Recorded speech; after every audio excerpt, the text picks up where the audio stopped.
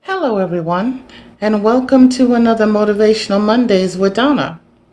I pray that everyone is doing well and whatever challenges may be in front of you, that you're taking them on full speed ahead, knowing that God is with you through everything. I want to talk today about when things don't make sense. And that has happened to all of us, where we just don't understand why certain things have happened, why we may have come down with a sickness or an illness, why we may have lost a loved one, why we may have lost a position at work, or maybe why we've worked so hard at work trying to obtain a position and someone else that was less qualified than us received it. A lot of different things in a lot of different areas. But the bottom line is not everything is going to make sense. And not every single thing God is just going to make clear for you. You know, I spoke about that once in one of my blogs that I wrote on my website. God does not give us a blueprint for our lives. And that's where faith comes in. That's where trust comes in. That's where belief comes in. That we have to know that He is our creator. And when it doesn't make sense to us, we just have to have that faith and that trust that ultimately everything is going to pan out correctly. It's kind of like when you sit down to do a puzzle and you're putting the pieces together. And it's looking like there's this one piece that, is just not going to fit. And then you start thinking, oh, well, the manufacturer made a mistake. It doesn't belong with this puzzle. But eventually, once all the other pieces surround it, then you see that there is a space for it. And that's when it makes sense. So sometimes you just have to wait for the entire puzzle to be put together. Now, this just didn't happen in our lives. This has happened in biblical times as well. I mean, you have Naaman. He was a commander in the Syrian army, and he had leprosy. And he could not understand why that had befallen him, because he was a really good man. The king really treasured him, really respected him, loved him for who he was. But he had this sickness.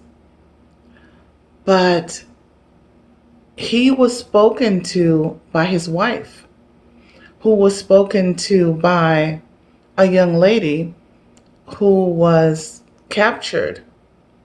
And this young lady became a part of their household, where she became Naaman's wife's maid. And she said that your husband should go and see the prophet Elisha, and he would be able to heal him. And so Naaman got together and took his army of men and traveled over and went to go see Elisha. And Elisha wouldn't even see him, didn't give him the time of day. He just said to him in a note that he sent back to his people, go wash yourself 7 times in the Jordan River. Now, the Jordan River was a really filthy, nasty river. And Naaman couldn't understand that. How dare this Elisha, not come to see me and not help me, not speak to me personally face to face after I've traveled so far and so long to come to him. But you see, this again is where trust and faith come in, and when it doesn't make sense, you just do it anyway. And so he went to the Jordan and dipped himself in the river 7 times. Not 6, not 3, 7, as he was instructed with the letter that Elisha sent. And then he was cured of the leprosy. Sometimes things don't make sense, You just have to wait and it'll all work itself out. I mean, that's the same thing that happened with Joseph. Joseph was thrown into a pit by his jealous brothers because he spoke about a dream about how he was going to be a commander, a leader. And they felt, well, you're the younger brother. Who are you?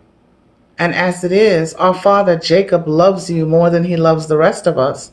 So we need to get rid of you. And so they threw him into this pit. And then he was picked up by this caravan and taken and sold to Potiphar. Well, that was bad enough within itself.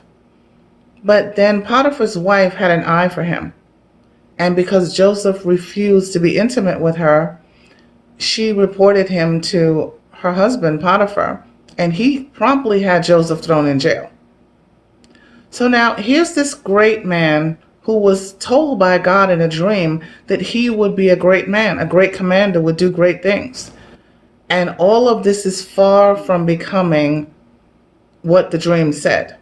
This makes absolutely no sense at all. I'm supposed to be this great commander.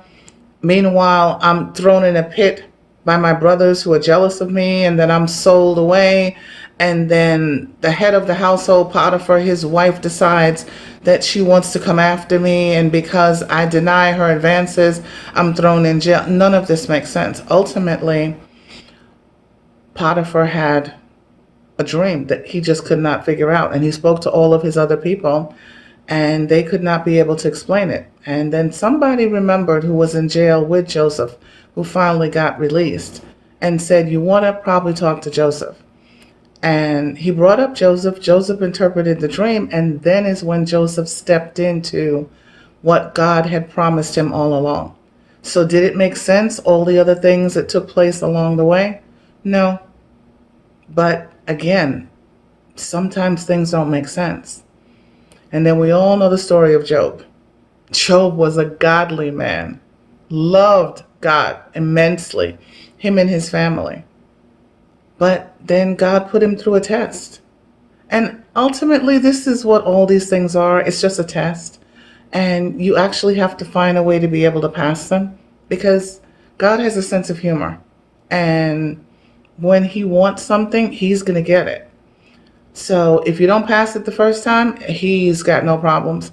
It's like he'll just prop his legs up on a table in heaven and just keep putting you through the test continually until you pass it.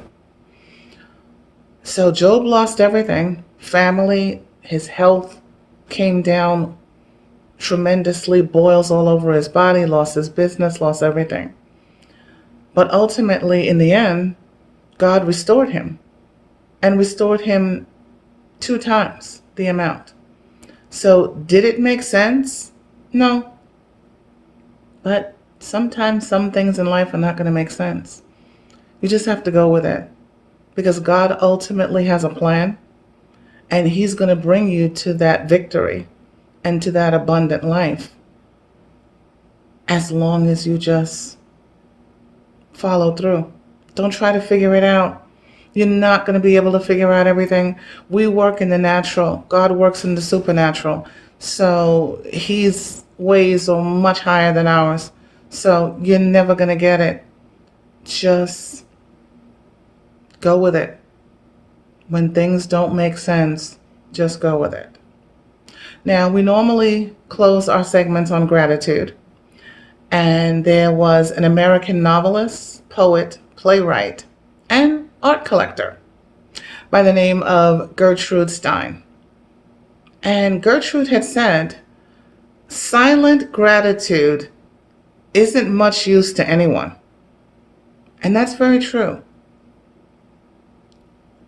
God spoke to create the world. Speaking words. You have to speak your gratitude. You have to tell people how thankful you are. You have to tell God on a daily basis, on an hourly basis, minute to minute, how grateful you are for everything that he's done in your life, even when it doesn't make sense. So speak up and express your gratitude.